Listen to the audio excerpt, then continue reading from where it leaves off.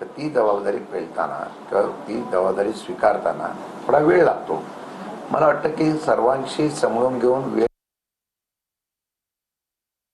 आमची पण आहे आणि त्यामुळे मला वाटतं की लगेच त्याच्यावर चर्चा करणे आणि मला विनंती आहे त्या पक्षाच्या कार्यकर्त्यांना सुद्धा किंवा पदाधिकाऱ्यांना, त्यांच्या आमदार मंत्र्यांना सुद्धा, की सुनेत्रा वहिनींना स्वतः निर्णय घेतले तर ते मीडियाच्या समोर हे जो निर्णय घेतात त्यांना घेतला तर तो मला वाटतं बाकीच्यांना संधी मिळणार नाही. पण सुनेत्रा वहिनी आता ज्या पद्धतीने काम करतायत, सर्वांना बरोबर घेऊन जाण्याचा प्रयत्न करतात, उशीर लागेल पण ते काम करण्याच्या संदर्भात सक्षम अंतर्गतच समन्वय नाही का अशी चर्चा सुरू झाली. त्याचं कारण असं आहे, तुम्ही महाराष्ट्राच्या अध्यक्ष आणि महाराष्ट्रातल्या प्रवक्त्यांच्या नियुक्त्या तर तुम्ही रद्द केल्या, तुम्ही राष्ट्रीय देखील नियुक्त्या रद्द केल्या. तुमच्या पोस्ट नंतर, तुमच्या पत्रानंतर जितेंद्र आव्हाड यांचं देखील ट्विट आलं, जे राष्ट्रीय प्रवक्ते आहेत, त्यांनी देखील आपण सगळ्या नियुक्त्या रद्द करतोय असं सांगितलं. कुठेतरी तुमचा समन्वयाचा अभाव नाही. आमच्याकडे असं आहे की राष्ट्रीय अध्यक्ष म्हणून जितेंद्र आव्हाड प्रवक्ते पदाची जबाबदारी त्यांच्यावर आहे. आमच्याकडं अल्पसंख्याकांची जबाबदारी राष्ट्रीय अध्यक्ष म्हणून दुसरीकडे आहे. अशा प्रकारच्या युवकांची कोणाच्या नियुक्त्या करायच्या आधी आमच्या घटनेमध्ये त्यांच्यावर अधिकार दिलेले आहे. त्याप्रमाणे जितेंद्र आव्हाडना ह्या नियुक्ती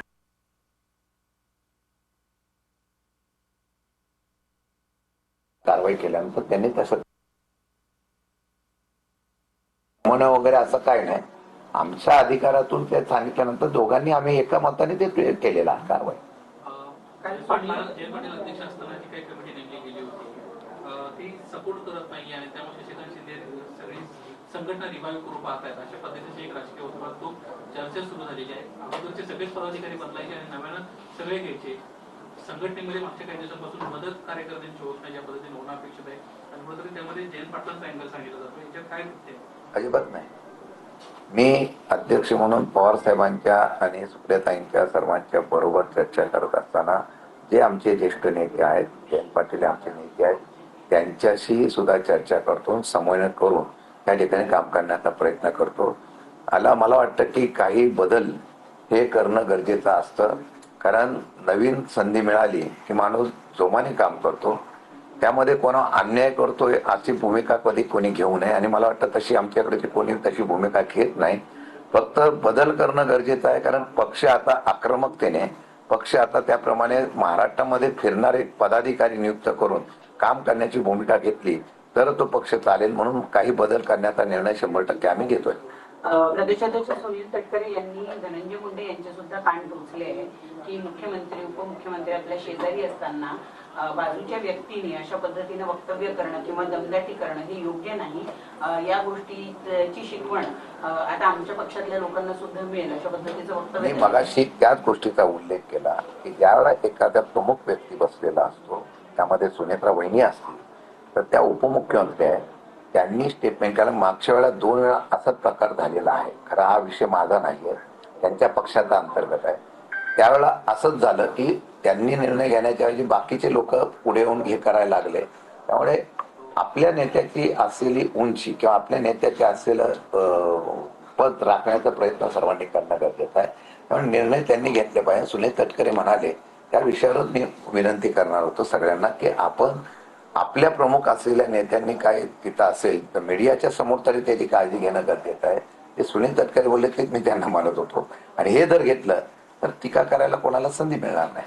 सर, संजय काकडेंनी खरं तर शरद पवारांवरतीच प्रश्नचिन्ह उपस्थित केलेले आहेत. ते म्हणतात की तुमच्या सुनेवरती खरं तर ही वैयक्तिक पातळीवरची सगळी टीका होते आणि तरी देखील तुम्ही मूग गप्प घेऊन खरं तर तुम्ही महाविकास आघाडीमध्ये बसलेला त्या संदर्भात एक वक्तव्य सुद्धा सादर करत नाही, अशा पद्धतीचा सवाल त्यांनी उपस्थित केला. असं म्हणणं आहे आज तुमच्या सुनेबद्दल बोलले, काँग्रेसमध्ये तुमच्या मुलीबद्दल बोलू शकतात, त्यामुळं सावध व्हायची वेळ आली, काँग्रेसची साथ सोडा तुम्ही.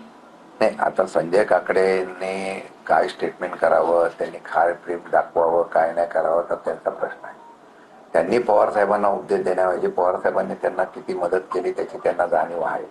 पवार साहेबांच्या माध्यमातून संजय काकडेंचा व्यावसायिक उदय झाला असं माझं मत आहे.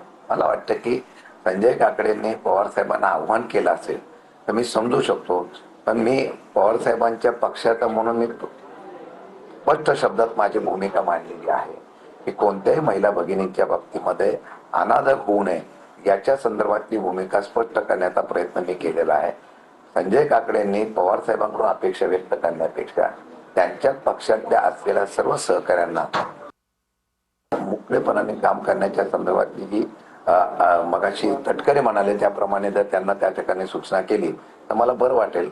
त्यामुळे पवार साहेबांनी काय बोलावं आणि काय नाही बोलावं हे संजय काकडेंनी आवाहन करू नये. अजित पवारांच्या दुर्दैवी मृत्यूच्या संदर्भात सातत्यानं खरतर ही जो तपास आहे तो सीबीआय कडे द्यावा अशी मागणी त्यांच्या पक्षाकडनं होते. परंतु तरी देखील सत्तेतल्याच पक्षाचं सत्तेतल्याच व्यक्तीकडनं ऐकलं जात नाही आणि सत्तेतला पक्ष मात्र गुंगी गुडिया अशी टीका केल्यानंतर मात्र महाविकास आघाडीच्या एका महत्वाच्या पक्षावर काँग्रेसवर मात्र आंदोलनं करताना पाहायला मिळतोय, वेगवेगळी वक्तव्य करताना पाहायला मिळतोय.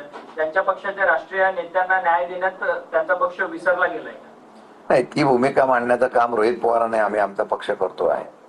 परंतु आवाज उठवल्यानंतर सुद्धा मी आजही मागे सुद्धा म्हणालो होतो की जर आपण बघा की एखाद्या गोष्टीची लगेच जलद गतीने कारवाई होते, म्हणजे नीटचा पेपर फुटला लगेच त्याच्यावर कारवाई करून लगेच त्या ठिकाणी SIT नेमणूक करायची, त्याप्रमाणे चौकशी करायची आणि त्याप्रमाणे कारवाई करायची, कायदा मंजूर केला जातो. पण गेले 7 महिने झाले अजितदादांसारखं नेतृत्व केलं. आजही महाराष्ट्राच्या जनतेच्या मनामध्ये प्रश्नचिन्ह आहे. या प्रश्नचिन्हावर अद्यापही कोणी बोलत नाही. अजूनही त्याचा अहवाल अजून बाहेर आलेला नाही. मागच्या अधिवेशनामध्ये सांगण्यात आलं होतं की आम्ही परत हा अहवाल तुमच्या समोर ठेवणार आहोत, अजूनपर्यंत आलेला नाही. मला वाटतं की त्यांच्या पक्षाच्या प्रमुखांनी सुद्धा याच्या संदर्भातून जर दबाव टाकला, आवाज उठवला तर निदान सत्य काय आहे का नाही ते बाहेर येईल. देवेंद्र फडणवीस यांनी जर धनंजय मुंडे यांना मंत्रिमंडळात घेतलं तर आम्ही भाजप उद्ध्वस्त करून टाकू असा इशारा